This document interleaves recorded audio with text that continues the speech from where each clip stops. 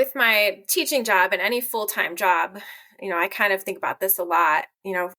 There's no room for people to manage their health and their mental health and their stress management. They don't even think about it because they're constantly running at this degree of energy, just like run. You don't even realize that you're under great stress because you're just getting stuff done. That's good, but you kind of have to make tuning into yourself and checking in part of your daily routine and life. And so many people have no chance to do that. If you want to learn how you can live better with PMDD, this podcast was created for you. This is Mindfulness for PMDD with Diane. I'm Diane, and I'm a registered dietitian and lactation consultant. I'm also a mom, a PMDD warrior, and a trauma-informed mindfulness teacher. And this is where I discuss topics related to PMDD through the lens of mindfulness and meditation, and where I share all about how mindfulness has gotten me to a place of greater peace and acceptance with my PMDD. I also chat with people who have helped and inspired me along the way, so they can share their wisdom with you too. So let's get started. This podcast is not a substitute for psychological therapy or medical advice. Please take care when listening to this podcast, as some may find certain words or subjects triggering or difficult to hear. Take only what serves you and leave the rest behind. I reached out to Ali Cornish because I wanted to talk to another chronic illness warrior who has embraced simple living, minimalism, and mindfulness. Because I've learned that while we may have different diagnoses, often those of us living with chronic illness will have very similar experiences and challenges and desires for our own lives. And Ali and I did get to talk about those things, but man, did we get into so much more. Ali very generously shares with us not only her chronic illness journey, but also some of the traumas she has experienced in her life. She also explains how, while she got her first taste of minimalism in high school, her relationship with minimalism and simple living evolved over time, with her changing experiences and needs as she moved through different seasons of life. So going to college, beginning a career in early adulthood, experiencing some big challenges, and rediscovering her priorities. We also reflect on the difficulty of making time for self-care when we have demanding jobs, people who need us, and bills to pay. During our chat, you'll hear me bring up the PMDD stress cycle, and I don't really think I did a great job of it in the moment, so I will just briefly explain here that PMDD makes us more sensitive to stressors. And so we'll react to stressors more quickly and in a bigger way. And also, PMDD is exacerbated by stress. So this big stress response just makes our symptoms worse, thus putting us in a vicious PMDD stress cycle. I swear I discussed this and the research behind it far more eloquently in the second episode of this podcast. It's called Managing PMDD Stress with Mindfulness, if you want to learn more about that. Back to Ali. Ali Cornish is a freelance writer and founder of EverThrive, who lives in northern Colorado with her husband and 2 young sons. She was diagnosed with ankylosing spondylitis in 2016, but has been living with its symptoms since 2011. Ali has lived mostly pain-free since adopting a minimalist lifestyle, as well as an anti-inflammatory plant-based diet. An advocate for naturopathic healing, she's also found relief from debilitating pain by drastically reducing stress in her life and work. Since her diagnosis, she has shared her story through EverThrive, a website dedicated to simple and essential living. Her work has also been featured in a number of publications, including Minimalism Life, Break the Twitch, Want Less, Simplicity Voices, The Imperfect Millennials Podcast, No More Corners, the Moms Overcoming Overwhelm podcast, and Janet Lehr's Simple Living. Ali is inspired by nature, mindful living, and living a low-tech lifestyle. She weaves this ethos into her minimalist way of life, all of which have assisted in managing her AS symptoms. So, without further ado, please enjoy my chat with Ali Cornish. Welcome, Ali. Thank you. I'm so glad to be here. I am so excited to have you here and to chat with you today. Before we really jump into the nitty-gritty, can you share with us a little bit about just yourself and your life and a little bit about the chronic illness that you are living with? Oh, sure. Well, my name's Ali. I'm a wife to Josh. I'm a mom of two. I have a 5.5-year-old and a 3-year-old. I'm a writer, sourdough baker. I love craft beer. I love going outside and hiking. I'm also a late life runner. I started running at the age of 40.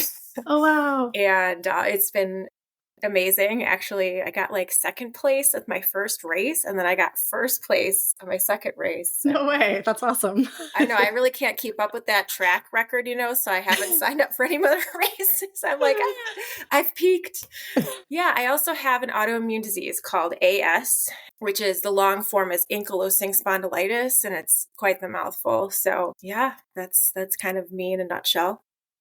So for you with AS, what are the sort of symptoms that you have dealt with over time? There's a really huge range of symptoms. At the most benign, it's a recurring eye infection in my left eye called iritis. And it basically is my cells in my eye are becoming inflamed. And I guess like the white part of my eye thinks that my iris is a foreign object and is trying to like eradicate it. That's how, like in layman's terms, the ophthalmologist presented it to me. But it's an indication people who have this 50% of the time or it's just something random, or 50% of the time you have an autoimmune disease. So interesting. It could be that, or at a time in my life, I couldn't even walk because it affects your spine and inflames like the lower part of my spine where it attaches to like my pubic bone, my sacrum and all that. So basically my spine is fusing over time and it causes a lot of pain and it's not great. Whole body pain. Basically, I couldn't get out of bed for a time and it was really hard to walk, to stand, to sit or lay down, just basically do anything. So yeah. I'm feeling great now though, so I have a pretty good attitude about my like long-term health because I've been able to reach this place of, I guess you could call it remission. So it's pretty nice. Yeah, that does sound like it was probably really, really tough though at kind of the peak of your symptoms. Yeah. And you mentioned that you have 2 young kids.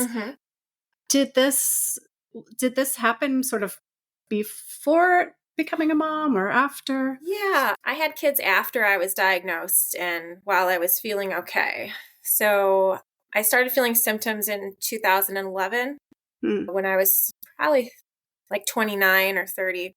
And they just kept getting worse and worse. But then they got better. And during that like upswing, that's when I got pregnant. I wasn't fully perfectly pain-free, but the pregnancy actually helped with relieving a lot of the pain, strangely, because I heard, maybe it's like an old wives' tale, that when you're pregnant, your body is trying to keep this foreign object in you alive, right? And doesn't want to, get rid of it. So your immune system backs off. And so my immune system is overactive and it totally backed off. And pretty much since then, I've been, pretty healthy besides my eye infection comes back every now and then, but otherwise. Right. Yeah. That's really fascinating. From hearing and reading some of your story, what I understand is that it sounds like minimalism and simple living began to enter your life, I think, before the AS came along, but they really became more prominent in your life, maybe more of a priority or more of a focus after your AS diagnosis. Just briefly for the listener, just because I think it's really interesting, can you sort of set up for us kind of how those relationships with minimalism and simple living entered your life in the beginning? Okay. Yeah, as you said, it was kind of a staggered intro for me. So I was introduced with the basic concept of minimalism actually when I went to a wilderness camp in Minnesota. I was in high school and you didn't get to bring like everything with you. You actually only got to pack out what you could carry on your back. And you weren't allowed to bring like CD players. And this is like the 90s, we could bring books with us. But basically, what we packed in, we had to pack out. And we were introduced, the other campers and I were introduced to the concept of a leave no trace camping. So basically, you enter the wilderness and leave the wilderness exactly how you arrived and how it was, and just kind of instilled in me this care for the environment, the literal environment of the outdoors, but also I saw the results of how it affected me and my respect for the environment and the ease by which you could travel with basically nothing and survive in the wilderness. And I was hooked. I thought that was so great. And so I kind of took that with me a little bit. I'm in high school and you're, doing your tests and your grades and getting all social and learning how to interact with your peers. So the seed was planted though, and that was pretty important. And it just kind of spiraled, I go to college and you only have an apartment. I really loved that I never bought any furniture for myself, even when I was like out on my own after college. I just loved to pack everything in a couple of bags, and like the ease of which I could just go from an apartment to a new apartment or a different living situation. That was important to me at the time. Yeah. So that was minimalism, and simple living came in later so minimalism, as I was, what I was saying was more about like possessions and how many possessions I had and a handle on possessions. I wasn't familiar with like the mental minimalism. I don't know, like making sure your mind is clutter free and you're focusing on all the right things and you're focusing on only the essential and like letting go of all the rest. So right. I was not doing that at the time. I was kind of, the grass was always greener on the other side, looking behind people at the bar, like who else is more interesting to talk to. I had like 3 jobs at the same time that were not fulfilling my financial requirements for my lifestyle. That was pretty much based on like social needs and like feeling validated by people and rediscovering myself through other people's eyes and through new places and experiences. I was just kind of go, go, go, go. And at some point, I knew I needed to make a change. There wasn't like an inciting incident there, but I just gradually realized, well, this isn't working for me. I'm tired. I'm out of shape. I'm unhappy. Like my unhappiness was just palpable. So yeah, I decided to take kind of a look at my priorities and reevaluate. And I started with my jobs. I thought 3 jobs, that's ridiculous. Like I can do things. I can have one job. Like what can I do instead of what do I want to do? I want to work in a magazine. I want to work in a restaurant. I want, I can do all these things, but what would be something that I can do to like give back and also be good at? So I decided to train to be a teacher. And that's when like everything kind of fell in place for me. Going back to school was really awesome the second time around because I think paying for my own education as a graduate student, I took it a lot more seriously. Yeah. And it was paving the way for an actual career, which I was really excited about. And just that like structure of the school day, you get there, you have your classes, and then you have lunch at a certain time, and then you eventually leave. I really enjoyed that kind of time-based scheduling of getting things done. It was a good career, like a move for me. And that's when everything sort of fell in place in terms of living more simply.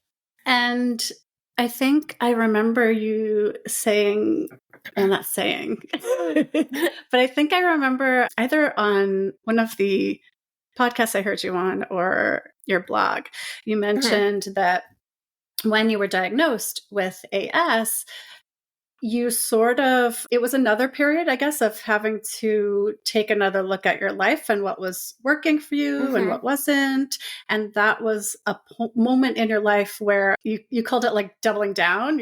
You had to double down or chose to double down on your minimalism and simple living. Can you talk about that a bit? Oh, yeah. So this is the longer story. So as I said, I found stability. I was living more simply. I was a teacher in high school, and I had, my hours were planned out, and I was, leading a healthy lifestyle. I was coaching cross country. I was spending time outside with my dog. Everything seemed to be really good. However, a lot of trauma entered my life at that time as well. It was out of my control. I was in a previous marriage that totally fell apart. My husband at the time, ex-husband, was leading a double life, and he was really unhappy and not telling me about it. And he took it out on me in a lot of really unhealthy ways. He became an alcoholic. He became emotionally, verbally abusive towards me. He would stay out till dawn and then wake me up and make me get out of bed and berate me for even caring about him. I don't know. It was a lot of real struggle there, trying to figure out what is wrong with him, first of all, and also how did I get in this situation? Kind of feeling sorry for myself a little, how did I choose this life, this wrong person as my mate? And we ended up getting divorced. It was very amicable. Obviously, things were not going well, and we figured out a lot of things about each other, and mostly him, that needed to be worked on separately. So I was able to climb out of that abyss, but I thought I was resilient, and I thought I was unscathed and totally fine. But then there was another incident at my workplace where a student groped me. The police had to get involved, and it eventually led to the swift expulsion of this student. But that was just the icing on the cake at that time. Yeah. So basically that's when I started feeling physically unwell. I started not being able to walk very well. I would take a few steps in my classroom while I was teaching students, high school students, and I would fall. And I would just, kind of oh, whoops, I tripped over just kind of joking, whoops. But something was not right. I wasn't able to hold up my body weight with my legs, and everything became painful from sitting, standing. At every movement I did was just so excruciatingly painful. And of course I went to a million doctors, and, we figured out what was wrong with me. And eventually I quit my job because it was I loved it. I loved my job. I loved the teaching and the interaction with the students, and the learning, and how I was learning along with them. And it was just perfect for me. But the teachers in this day and age, I don't know if it's always been like this, but they burn the candle at all ends. You're up at 4 a.m. You don't go to bed till midnight. You're grading papers. You're standing up in front of the class, public speaking. That's not one of my skills, as I'm not a public speaker. So I had to every day put myself out of my comfort zone. Yeah. And so that kind of ongoing stress combined with the traumas from before, just my body just couldn't take it anymore and just exploded into autoimmune disease. So I had to take some really swift and big measures to feel well again. And the first one was just to quit my job and remove that big stress from my life. Yeah, along with, other things. But that was the main one. Wow. Yeah. I just want to take a moment to acknowledge just how much you were going through at that time with your relationship, and then the incident at school, and then that, culminating into this effect on your body, and then, this new thing that you're going through in your body. I don't have to tell you, chronic illness is like a trauma in itself, that experience of going through it and then trying to figure out what's going on with you. So yeah, I just want to take a moment to acknowledge and sort of honor how much you've been through, and, just knowing where you are now, how much work it had to take to get to where you are now. You mentioned that all of this kind of, well, it seems like it was something that was building, and beginning with your leaving your job. I guess it sounds like you started to realize that you just needed to make some changes in your life in order to better take care of yourself. Mm-hmm.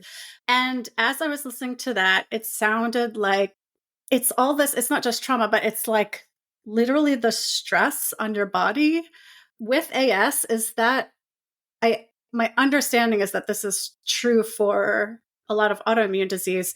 With mm-hmm. AS, is there something happening where literally the stressors in your life can do that? They can exacerbate symptoms and cause things to get worse?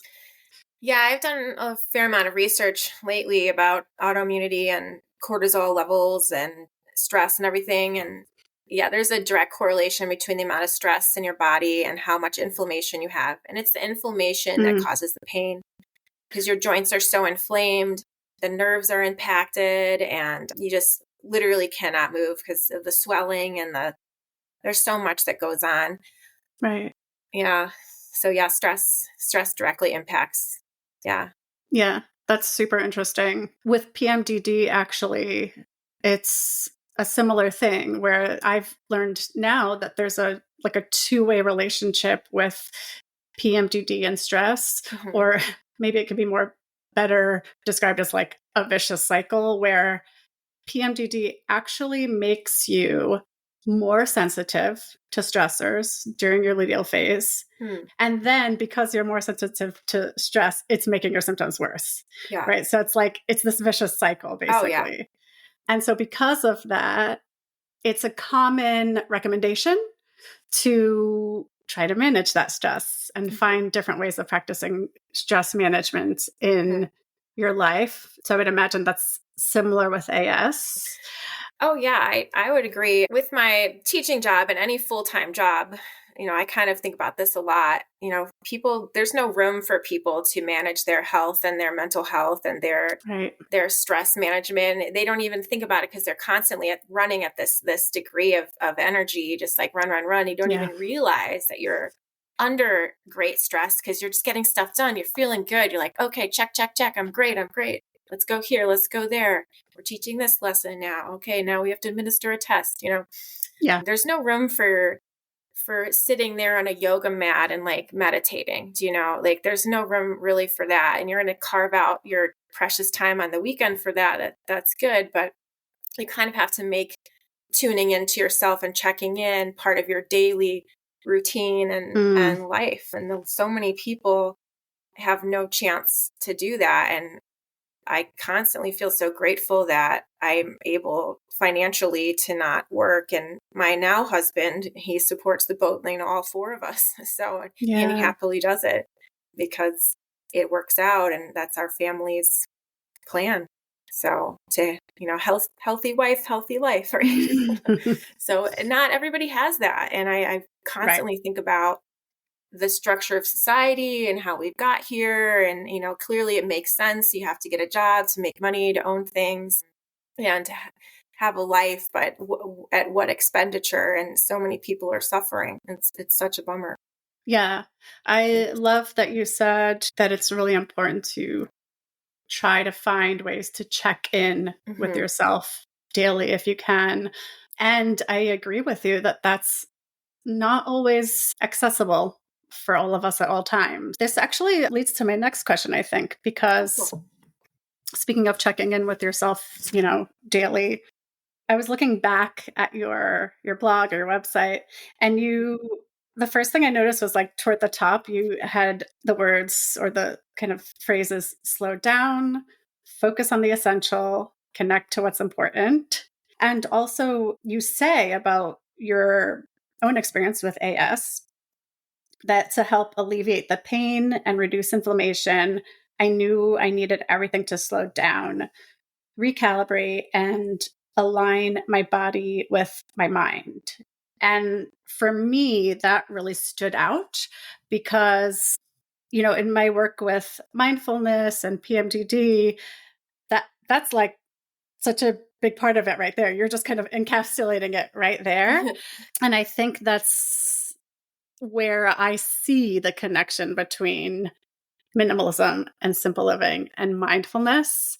And what I like to try to do is share the really practical ways of bringing those things into our life. So can you talk a little bit about how you're trying to slow down and connect to what's important in your life and align your body with your mind? How you've tried to do that practically in your life and what that's looked like for you. But first, I want to share a little bit about my program, Live Better with Mindfulness for PMDD. It's 3 months of mindfulness and acceptance coaching developed specifically for those of us living with PMDD. And you can do it and benefit from it really at any stage of your PMDD journey. Because with the tools you'll add to your toolbox, you can put the brakes on when you're freaking out or have something to help you get through life while waiting on a diagnosis.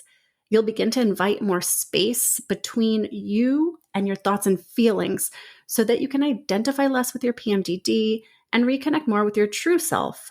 And as you discover or rediscover your values, you'll find yourself able to say no to the things that really don't serve you and yes to the things that bring you closer to living the kind of life you want to live, because you can live a richer, more meaningful life with PMDD. Now, if you're thinking, I've tried mindfulness before, or all that sounds nice, but I just don't feel like I have the capacity right now to sit and do long meditations or learn something new or add one more thing to my life, I hear you. I felt the same. I knew from how mindfulness helped me with PTSD that it could help me with PMDD, but I needed to find a new way to do it. So I created this program where everything's really short and simple. There are no hour-long sessions to sit through, and you don't have to remember to practice mindfulness or try a mindfulness exercise because I'm there inviting you and prompting you throughout the week. So if you're interested, here's your next step. Go to the show notes and click the link to book a chat with me. There's no cost involved and it's commitment-free, and we get to chat PMDD and what's worked for you and what hasn't, and what questions you have about the program. I would love to get to meet you. All right, let's get back to the podcast. So can you talk a little bit about how you're trying to slow down and connect to what's important in your life and align your body with your mind? How you've tried to do that practically in your life and what that's looked like for you? Well, currently it looks like for my family schedule, because we have to all be on the same page, we underschedule, we underplan so that we can have downtime together, and then we're not rushing here, rushing there. My kids are young now. They're probably going to get into more activities, but we just have like a one thing at a time rule, taking them places. We don't do more than one thing really on a day, like on a weekend, like more than one activity. Yeah. I think the rushing around that people feel is important, and the amount, like, oh, my kid's in gymnastics and soccer and music, what about yours? It's like, that's a lot, and that takes a toll on the parents, and the relationship you have with your kids, I think, and also the pace of your household. We have a very slow pace household where we have a lot of unstructured playtime. And for myself, when the kids are at school, I've carved in like this routine of me going to yoga or going on a walk if it's a nice day, or running, if I'm training for a race, which I'm not right now because I'm too scared. Just moving my body for 30 minutes a day is really important. And ideally, I like to go outside to do that. Yeah. And also, or do like a structured yoga class, but it's not always the case, and that's fine. As long as I can get it where I can.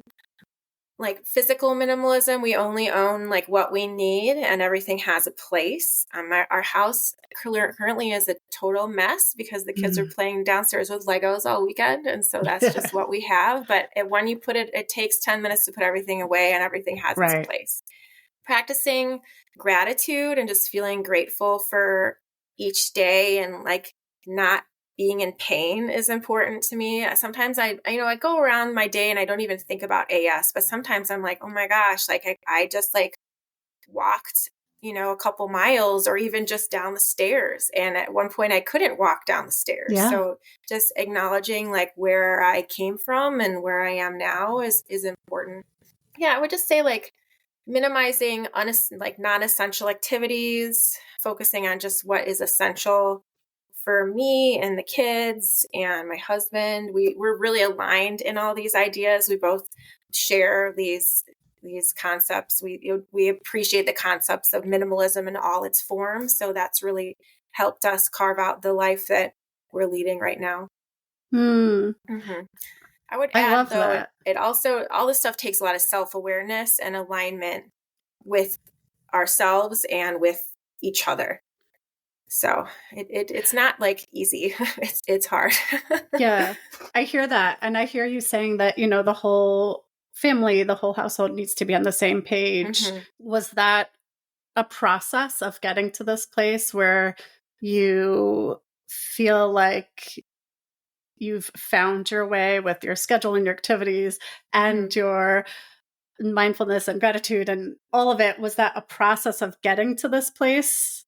It wasn't. It's probably a gradual process. I mean, mm-hmm. there was never a day where we had to have an intervention and we're like, oh my gosh, like we're doing too many things and it's really affecting this and that.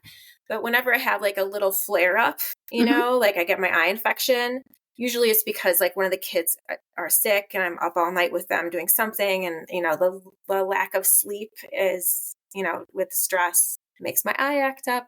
But yeah, it's just like a gradual morphing into what we have, but we have to constantly stay on top of it because, there's always, things that are being thrown at us, like, let's meet here with this couple for drinks, or let's go out to dinner and let's go this and that. And it's like, we don't say yes to all of that. And to be honest, we don't really seek out those opportunities too often because it really kind of skews our schedules. I don't want to sound kind of like an overscheduled maniac, but like if I don't get enough sleep, like let's say if we stay out and have dinner and drinks and come home at like 11, the kids are up at 5:30, 6 sometimes. Yep.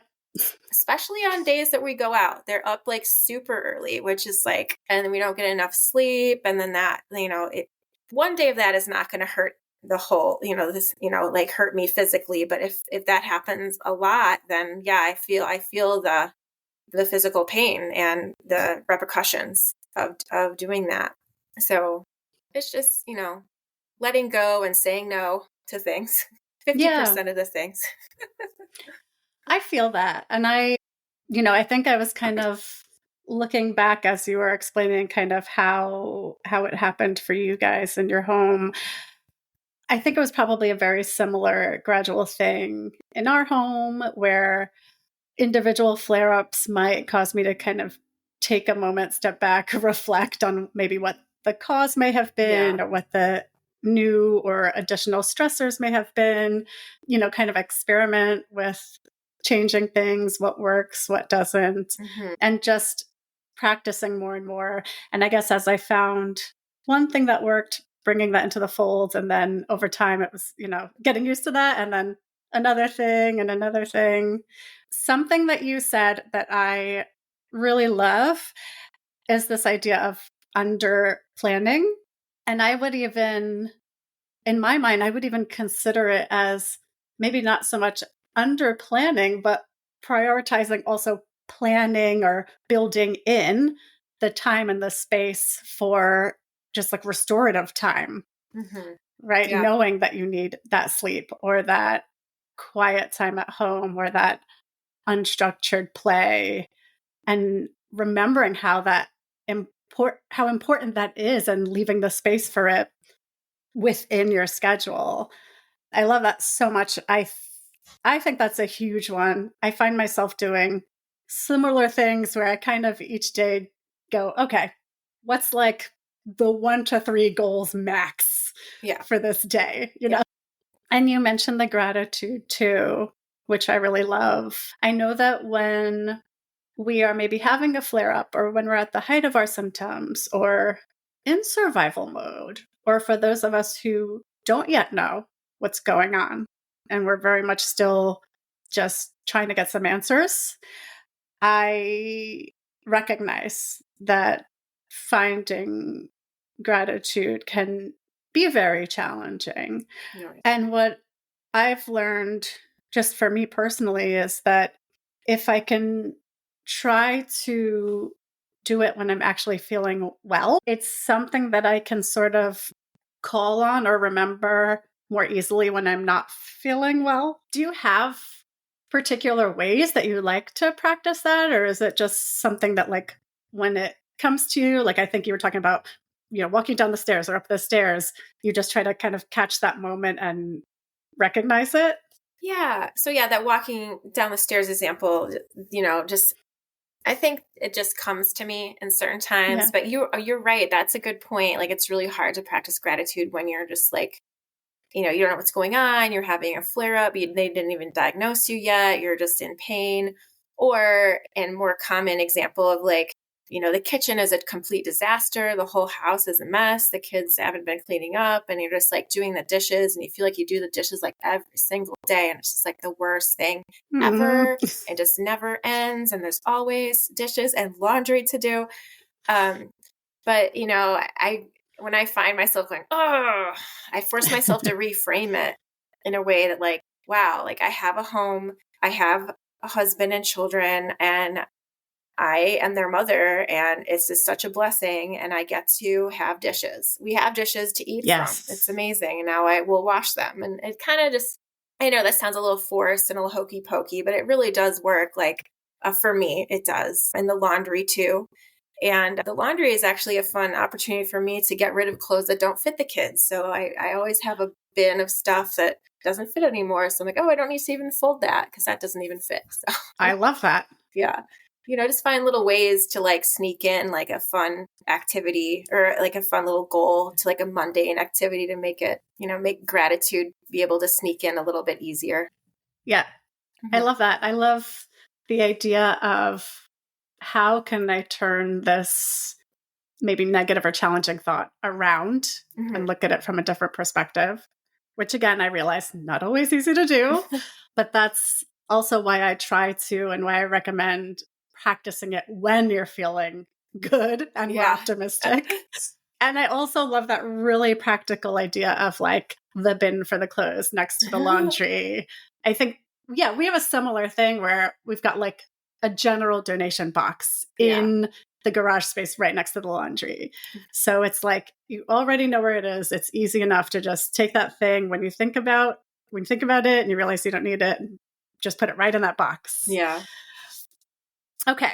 I am mindful of the time, and I want to ask you, one, if there's anything else that you would like to share, whether it's just more practical tips or any other insights on this topic we're talking about, or even just things that you're working on that you want to share. Well, I already shared my bonus that I was going to share earlier about how I constantly think about, the 9-to-5 grind and how a lot of people don't have the time, like built in time to like take a look inside and check in, and how is just like a huge, I don't know, a bummer about society in terms of they don't, jobs don't give us 9-to-5 jobs, full-time jobs. They don't offer that time to just sit with yourself and think about yourself for a minute and then move on. I think that's, the more than 50 million Americans have some form of autoimmune disease. And I was reading that only 130 or so million Americans have full-time jobs. So how many of those people in the full-time jobs are suffering from autoimmunity? And 8 out of 10 workers feel that their autoimmune disease is affecting their quality of work, which kind of segues into what you were saying before, like this vicious cycle. Maybe the work is affecting their quality of life and their quality of living and their physical well-being. So this is something that I'm thinking about as I'm actually writing a book about my experience with autoimmunity and how minimalism, among other natural methods, has helped me put that disease into remission. So I'm just learning more, learning a lot of science behind it as well. So yeah. Oh, that's super exciting. I cannot wait for that. Oh, might be a while. But I'm going to be keeping my eye out. Okay. Yeah, I just want to respond to your comments about work and chronic illness, because I was just talking to someone about this the other day. We're expected to separate our work from the rest of our lives, whether we are parents or not, whether we have chronic illness or not.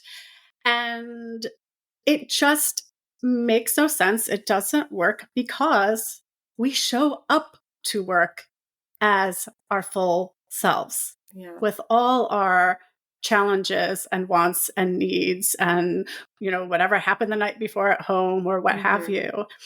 And so when you do have something like a chronic illness, which is not only with you all the time, flare up or not, but can actually be worsened or improved by the sort of conditions you have in and around your work, that's huge. Yeah. And unfortunately, as you say, so many people do not have a work environment that supports or is beneficial to someone with a chronic illness. Mm-hmm. Were you saying that that's one of the things you plan on or that you're researching for your book? Yeah, I'm researching currently like stress and how it can trigger autoimmunity in people who have a genetic proclivity towards autoimmune disease. Like for me, I have what's called the HLA-B27 marker on my white blood cells, and that could be an indicator for a number of autoimmune diseases, including Crohn's disease, I think lupus, but I'm still researching, so don't quote me on that, but 100% Crohn's disease as well. So when you have the genetic marker, doesn't mean you have an autoimmune disease. It just means that it's there. And it is some kind of like inciting stress or incident. It could be trauma. It can unlock that box and just it unleashes the fury on your body. This is what I believe. And again, I'm looking for research more to support that theory. So yeah. Yeah. Well, whenever that book comes out, I'm going to be so excited. All right, Ali, I have absolutely loved chatting with you. Before we go, can you tell us where people can find you? Oh, of course. And I've loved chatting with you too. I'm most active on Instagram, as it seems these days. You can find me at Everthrive, EVERTHRIVE. I have a website as well. It's www.everthrive.org. But I find, and I don't know if you found this, but people just don't visit websites that much anymore. They just go to social media. They want the whole spiel there. And that's all. They're not going to click on any more links. They just want it all in one spot. So that's why I'm focusing more on Instagram. Sounds good to me. That's primarily where I am. Instagram and the podcast. Perfect. And your website will also be in the show notes, so folks can go there. Again, I've just had such a great time chatting with you and learning from you and your experience. Oh, thank you, Diane. This has been a pleasure. Thank you. Bye-bye. Bye. Hey, PMDD friend.